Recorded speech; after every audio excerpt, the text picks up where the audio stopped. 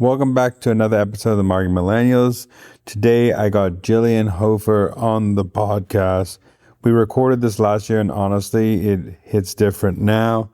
Everyone out there is pumping out AI content. Jillian's doing the opposite. Original research with actual humans. I know this is a wild concept, but here's the thing.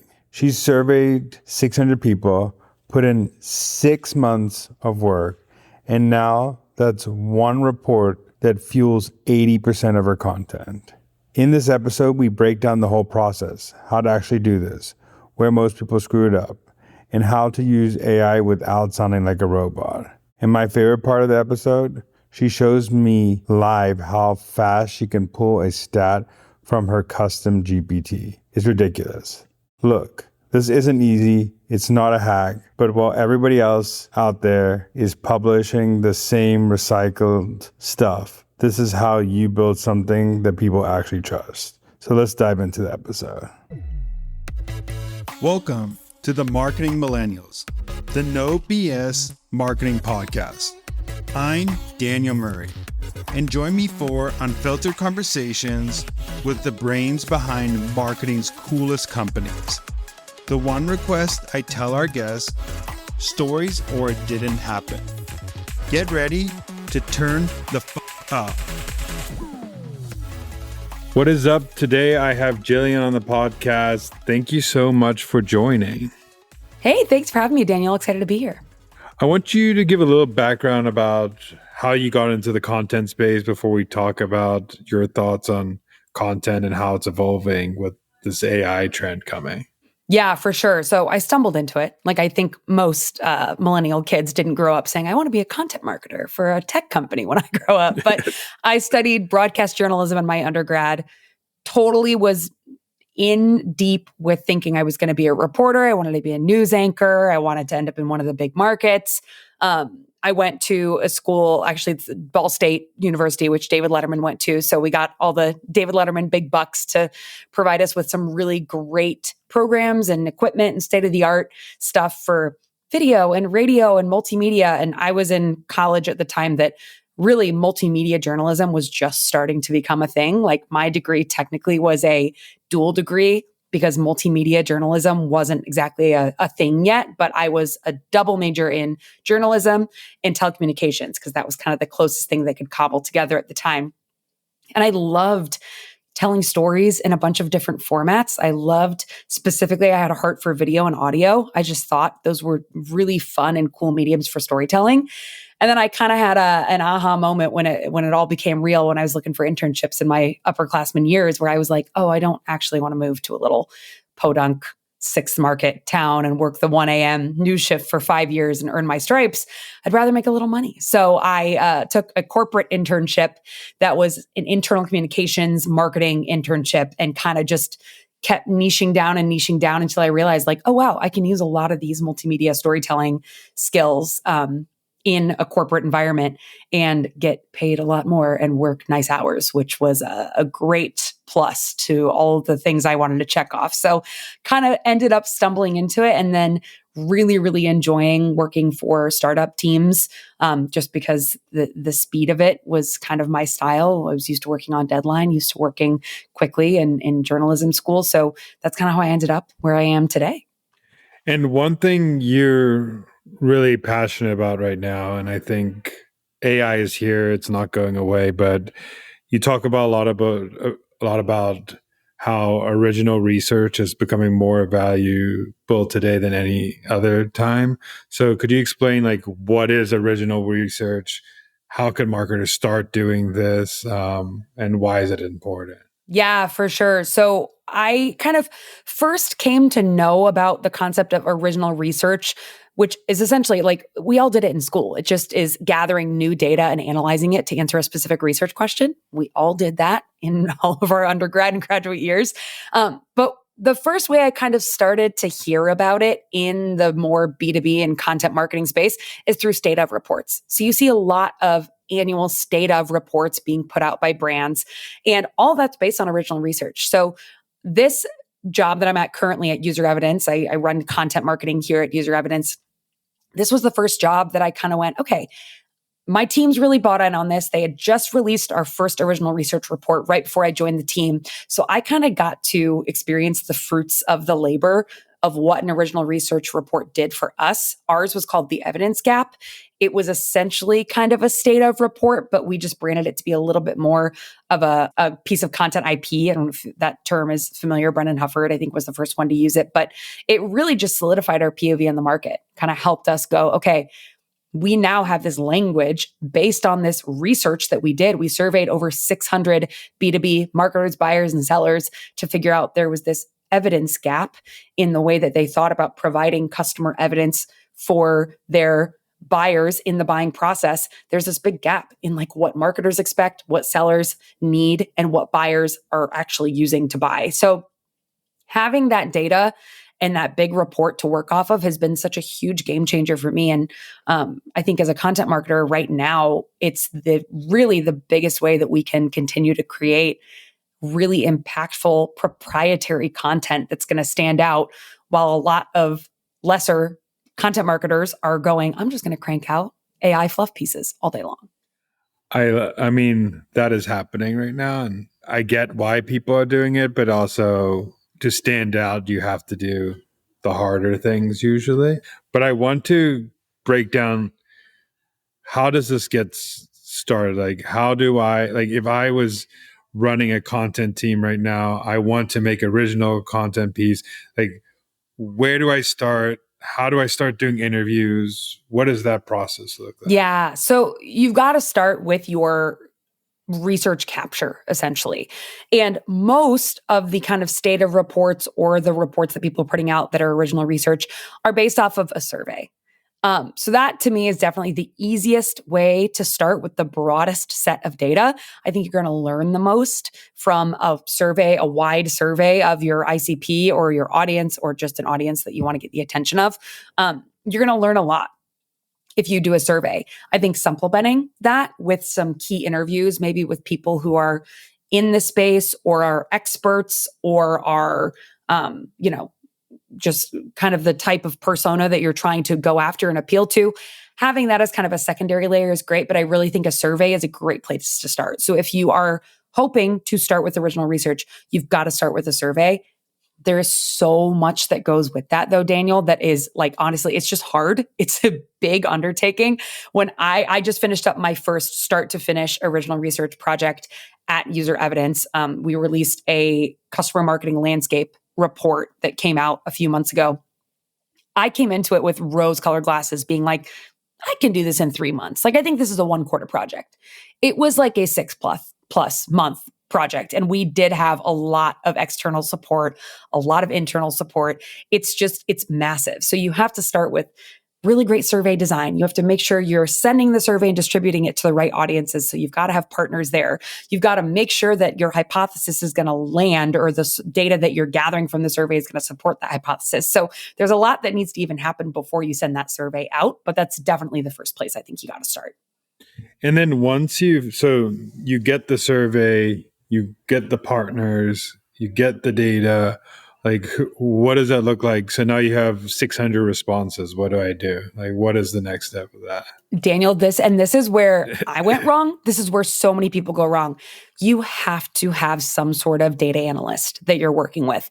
If you have one on your team, if you have someone who like is phenomenal at digging into the numbers and the raw data and pulling out the stories, that's great. You should get them in early and often on this project. But if you don't, you've got to go out and find someone who's going to be able to do this in either a freelance or a contracted capacity.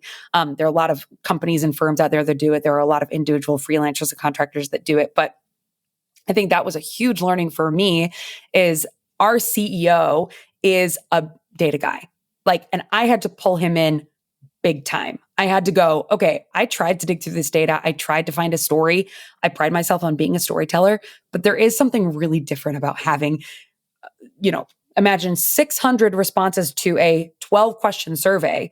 I am not great at math, but that's thousands and thousands of data points that you're sorting through. Some of them are write-in kind of testimonial answers. So you're pulling all this data. It is something that's so important. And it's a step that a lot of people skip. But in order to make sure that you're telling the right story with the data, you've got to make sure you have someone that you can partner with to pull the right pieces so that you're telling the right stories that are going to actually impact your brand and the outcomes in the way that you want to.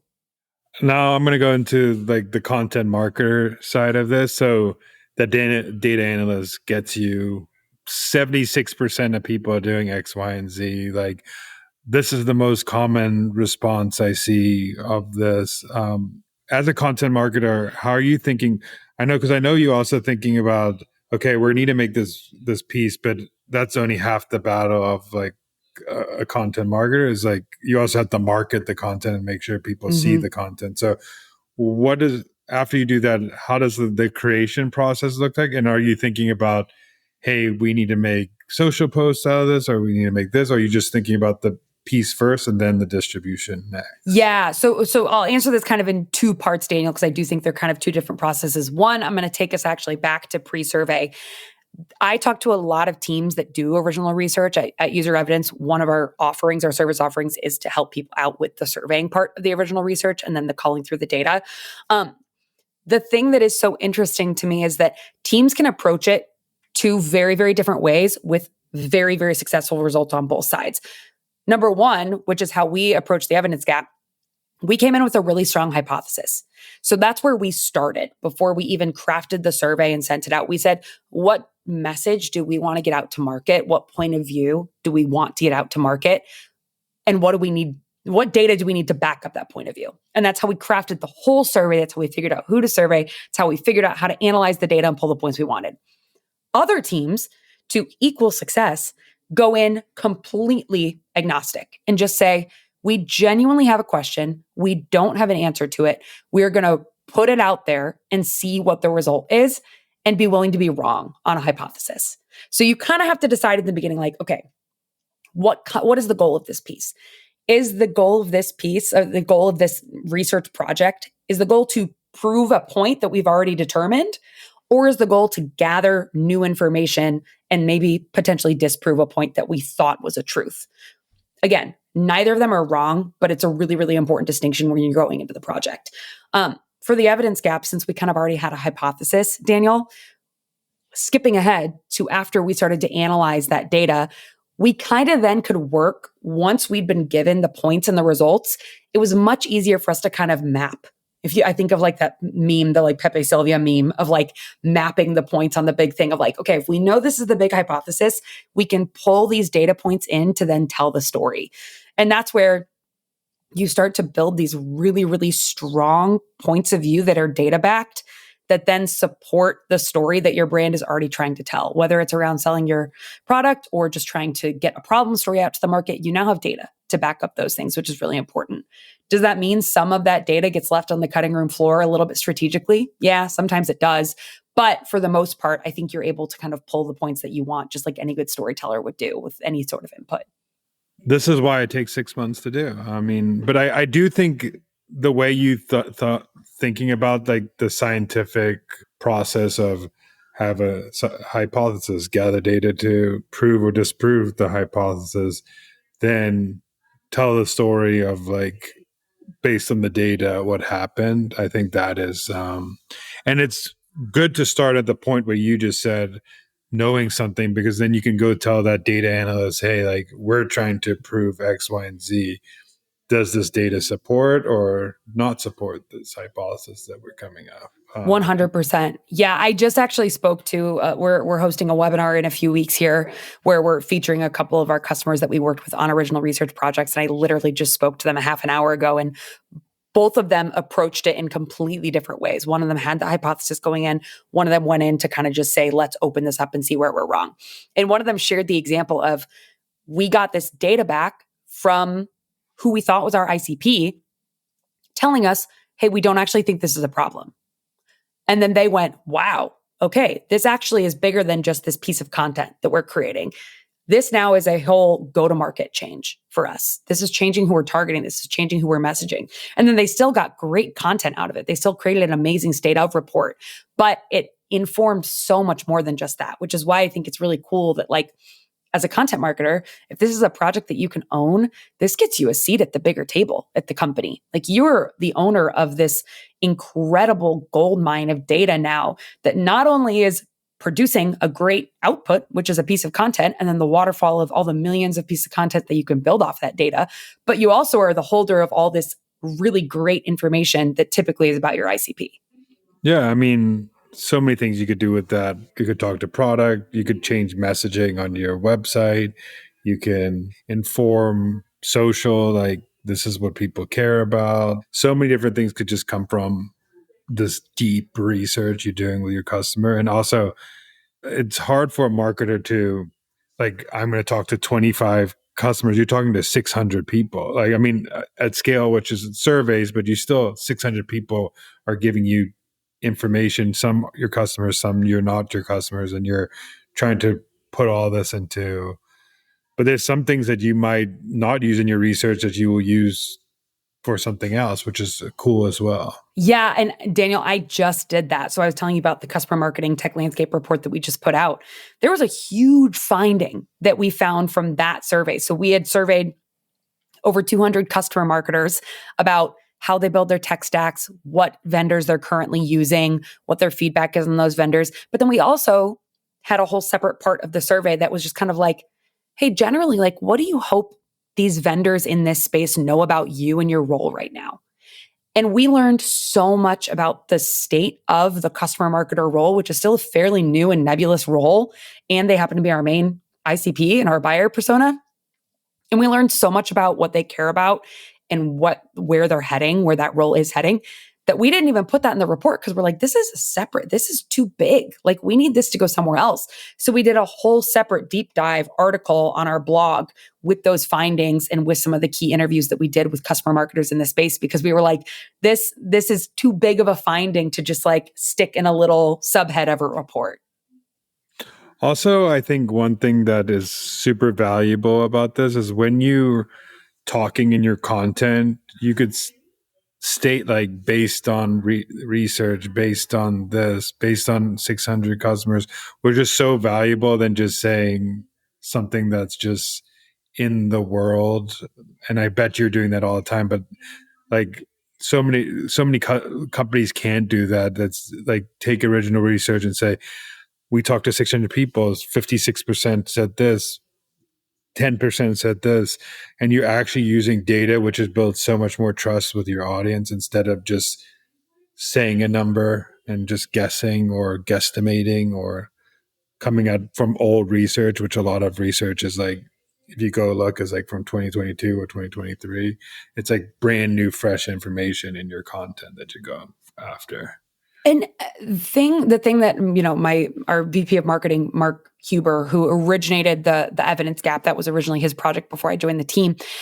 He reminds me all the time that he's like, the reason marketers specifically love original research is because we're nosy. We want to hear from our peers. We want to see what other people in the industry are doing. If there's a report that seems relevant to me as a content marketer or as a startup marketer or any sort of niche, that I then go, oh, I just kind of want to see the baseline, I'm always going to be more compelled to download that, even if it is behind a gated forum. Yeah, and I think marketers are more inclined to see you as a thought leader or see you as like someone giving value information, which, like, most great content marketing in the B2B space is helping a marketer become better in their job, whether make better decisions, better do something actionable, but it's making them be better. And if you have data from people who are like them, who they want to hear from, and they don't have the time to talk to 600 people, it's so valuable for you being seen as that facilitator, as the company, to give that to them. It also helps our go-to-market team, specifically our sales team, so much to have data points to back up the points that they're presenting to prospects and to prospective buyers. It's so much more powerful for someone like, I mean, I think SDRs have the hardest job on the face of the planet. Like, if I tried to do a cold call, I would break out into a cold sweat that would never end. Like, I just don't know how they do it. But it is so much more powerful to go, hey, we surveyed 600, people like you. 75 of them said 75% of them said this is a problem. Is this a problem for you too? Like, that just breaks that barrier of entry so much quicker in that conversation and gives so much credibility up front. So this is far beyond a content play for us, especially our whole go-to-market motion is using the data that we've gotten from this survey. I know this is like an AI disruptor because you're competing against fluff pieces, but I want to know, like, what are you doing with AI to help you create this piece of content? Because like 5 years ago, you as a content marketer couldn't put something in like an AI like model and say, give me 10 responses that say something like this now. So how are you using AI to help you in content marketing? AI is only as good as its inputs, especially in content. That's what I've learned as I've been like deeply experimenting over the past year. You have to have solid proprietary inputs in order for it to output anything worth posting on behalf of yourself or your brand. If you have 6,000 plus data points from a 600 person 10 question survey that you then can put into an AI bot and say, hey, you are an expert on this information. Now help me create this email that has this goal, or help me surface a point that's going to support this blog post that I'm writing.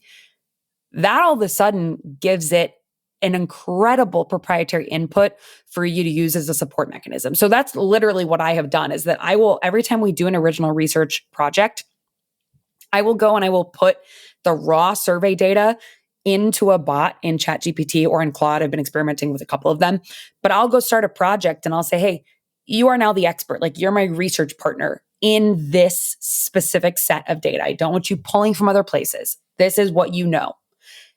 And then I'm going to come in and I'm going to say, hey, I'm working on a podcast episode. Our host is going to chat with this person. I would love a stat that supports this question that he can then use from the report. What do you have for me? And it serves up 5 things I can choose from. I said, hey, I worked at this blog post. I'm going to copy and paste the blog post in here. Tell me 3 places that I could insert stats or data from the report data, or a quote that we got from one of the survey respondents that I could put in this article and it would make sense. And how would I cite it?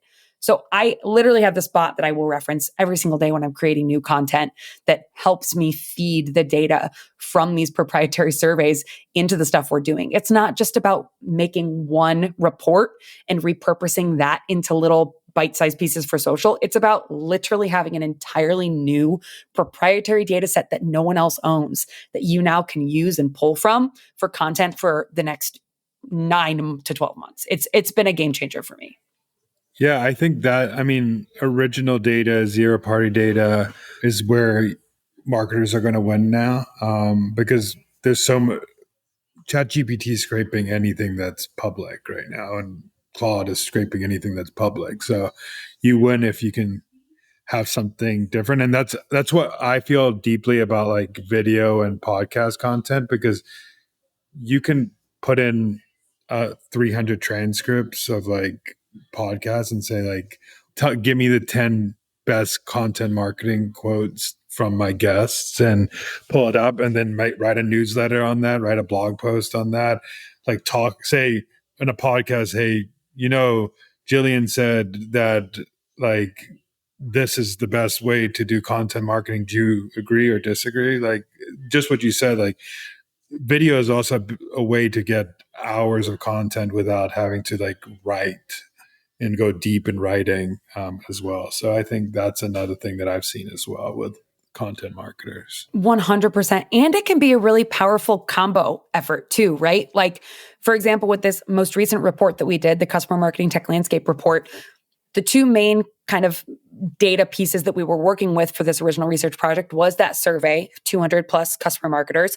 But then we also had these 12 interviews with who we considered just like top of the line customer marketers and customer marketing influencers right now, to get more in-depth analysis on how they were building their tech stacks and how they were buying and what they were seeing in the industry. We combined the transcripts from those video interviews with the data that we were seeing. And we now have this gold mine of just like this spider web of, we have quotes from these people who are wonderful faces and voices in the industry that can also be backed up by this data now. So yeah, like you said, Daniel, Our team is a huge user and proponent of AI. It is not going anywhere. Any content marketer that is resistant to it is probably going to fail, unfortunately, right now in this space. But it's a tool. You have to use it in the right way. And I think the right way for content marketers right now is going to be investing in the ways that you can give it the best inputs possible. And for me, it's data. I know you talked about a little bit, you've gave a little bit. If you can give some detail on when you've like come up with this report, what does a marketing plan look like to make sure like the right people see it, like the eyeballs are on this report because it's something you spent 6 months on? Like I know like the distribution plan is just important as all that work you did for 6 months. So what does that look like? 100%. So the evidence gap, to give you some concept, the first evidence gap report, which we're working on the second edition of it right now because we want it to be an annual piece that kind of build on each other. But the first evidence gap report came out last September. I would be very honest in saying that 80% of our content that has come out since then, whether it's a podcast episode, a video interview that our founder did, a blog post, a thought leadership post for one of our thought leaders, 80% of that content has somehow referenced back to the research we did in the evidence gap, which also means that it pushed people back to that gated report. We're still getting a handful to a dozen downloads of this report 9 months later because we have used it to fuel every single piece of content. And it doesn't mean that we're just repeating the same things over and over and over again. It means that we're repeating the data points and the quotes that we got from the research. So it really is, like I was telling you, Daniel, building that kind of AI ChatGPT bot that helps me surface those relevant stats and quotes from the research and insert it into 80% of what we're doing. That's the distribution plan. I mean, that is how we continually get eyes on this report. And also, good data just draws people in. Like you said, I think we did a lot of experimentation, and I've been shocked to see how much better anything performed when you're able to pull that number out to go, hey, 600 marketers sounded off on this, and here's what they said. Like, that is a hook of any piece of content is going to win attention every single time and win trust and credibility, which has been huge for us as a younger brand. One thing that I also see people doing very well is a good setup for like a user original research piece is they do the survey and then some leader on their company goes on like a conference tour where they're talking about what the findings of this report, and that I see as like a great way to like get eyeballs and get more people. It's a perfect way to write a talk. Like you have all this evidence, you come up with the evidence, you come up with the tactics based on original research, and it's a great way to get in front of people when you have a report that you made internally as a company. 100%. I think I love that idea so much because I think of now, like so many of the talk tracks of the earlier 2010s at those keynote conferences were based on these kind of like kitschy frameworks. Like, oh, you pick a word and then every letter stands for something. And then, like it's just these kind of frameworks that were kind of these like fluffy marketing frameworks. I think we've all been very disillusioned about those because now we're like, okay, cool, but show me the proof that those things work. Like, it's cute that you made up a little, thing that like is catchy, but show me the proof that it works. Show me the data that it works. And I think marketers are getting smarter. Like, we see through that now, and in a way that we want someone to present us with the proof and the data. And so the more that we can base our keynotes and our talk tracks and our thought leadership posts off of data, like the more credibility you're going to build automatically instead of just getting an eye roll from someone. I think one of the most creative ways that we have used the data from the evidence gap report is that not too long after the report came out, we did sit down interviews. So our VP of marketing, Mark Huber, was at 2 big marketing events last year, and we were the sponsor. And along with our sponsorship package, we said, hey, can we get can we sponsor like the podcast or the video studio or whatever? We brought our film crew with us. We scheduled, at each of these events, 7 to 10 interviews with like big thought leaders that were there, whether they were the keynotes or just friends or just like big names from companies that we wanted to talk to and get in front of. And then to kick off every conversation, Mark had a printout of the report in front of him, and he had picked a stat or a quote from the report that he used to kick off the conversation to just get their raw reaction to. And a lot of the time, you'd get a reaction from one of these thought leaders of like, whoa, that's surprising data. Tell me more. Like, it was a really cool way for us to have this, again, like multimedia. I'm the video girl. I love starting with video. I love using that to repurpose. It was a really cool way of pulling these stats in this report into a medium that was really repurposable and really cool to like tie in other thought leaders and almost tie these names and faces to this research and show that like they were genuinely surprised and intrigued by it. And so thus other marketers should be too. Yeah, I think that's a great way of getting content is like you sponsor events, you go to the events with attention that I am going to interview 10 marketers to get even more content. Now you have content, even more content fueling that engine that with original, I would say interviews are one form of like original because you're talking to people. I mean, they might be saying the same thing in 5 other podcasts, but if you can back it up with some original questions that aren't asked in the podcast, then you have original answers that are out there in the wild too. Oh, 100%. Like I said, I think like honestly, and that's why our brand invests in a podcast too, because I think when you have that original capture of like a conversation like this, if you can pull that and no one else owns that, you didn't grab that stat from a Forbes article from 2013. Like if you can own those quotes and that conversation and those voice and then pair it with data, it's a lethal combination for content marketers in the best way. I'm going to ask you this because I want to see how fast could you get a quick stat that you have from the report that right now with your GPT, if I asked you right now, like get me a stat from your report. Easy. Do you want me to just pull any of it? Should I just prompt it in any way or do you have something specific? No, just I don't know exactly what's in the new report, so I want to see how quick you can get it. Just so marketer could see she's doing this on the call. I did not tell her to do this. She's doing it right now. I'm going to say, this is going to be cool. Hey, can you pull up a stat about what kind of customer evidence buyers want to see most? And then it's coming back and it's thinking and it says 67% of buyers prioritize compelling, statistically backed business cases for ROI. This underscores the importance of presenting clear, quantifiable outcomes to demonstrate value. This is why you got to do it, everybody. I just, right on the call, just ask straight up. I think that's super cool. And that's a lot of people, 67%. Yeah, I know. And that was something that it was really interesting to us to figure out kind of what kind of customer proof buyers cared about most in the buying process. And like, we right now, a lot of customer marketers think like, okay, I have to just do a bunch of case studies over and over again. But really, aggregate ROI stats are the biggest thing that they care about, which is pretty cool to just kind of see and be like, oh, okay, that's what we should be prioritizing.